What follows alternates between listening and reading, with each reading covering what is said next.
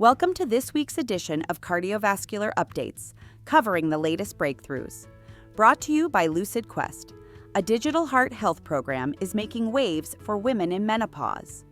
In a study of over 48,000 participants, the Hello Heart program was linked to significant blood pressure reductions, especially in women with hypertension. The program combines a connected blood pressure monitor, AI coaching, and menopause-specific heart health content. Women showed greater improvements than men over 12 months. At Johns Hopkins, researchers have developed a new AI tool to predict sudden cardiac arrest in high-risk patients. The Mars deep learning model analyzes medical records, imaging, and MRI scans in individuals with hypertrophic cardiomyopathy.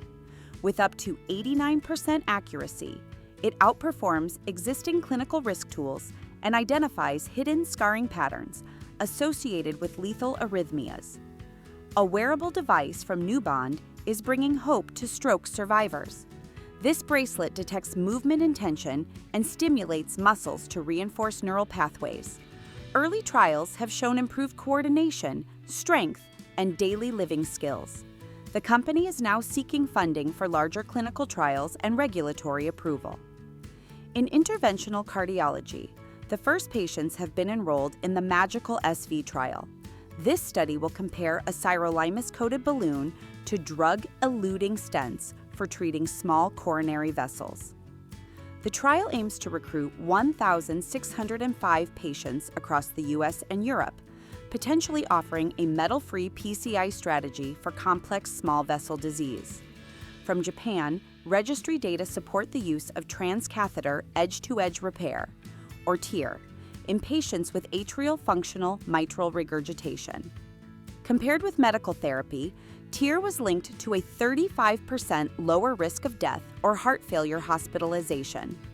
This survival benefit was sustained over 3 years and was most pronounced in patients with minimal residual regurgitation, offering a low-risk alternative for elderly patients not eligible for surgery. The shortcut leaflet splitting device has been granted a CMS New Technology Add-on Payment designation. This means hospitals may receive up to $9,750 in additional reimbursement per procedure for valve-in-valve TAVI cases, addressing the challenge of coronary obstruction in complex valve interventions. The Victorian Intervention Trial has launched to evaluate whether twice-yearly inclisiran can reduce cardiac and limb events after revascularization. Targeting 6,000 participants across 250 U.S. sites, the study could shift standard care toward earlier, more aggressive LDL-lowering therapy. A next-generation heart patch known as RC Patch may revolutionize heart repair. It combines a sealing mesh, a 3D printed scaffold, and heart cells to heal damaged tissue. Designed to fully degrade as it integrates with heart muscle, early animal studies have shown strong sealing and restoration of cardiac function. On the safety front, new research suggests pregabalin use may increase the risk of heart failure in seniors.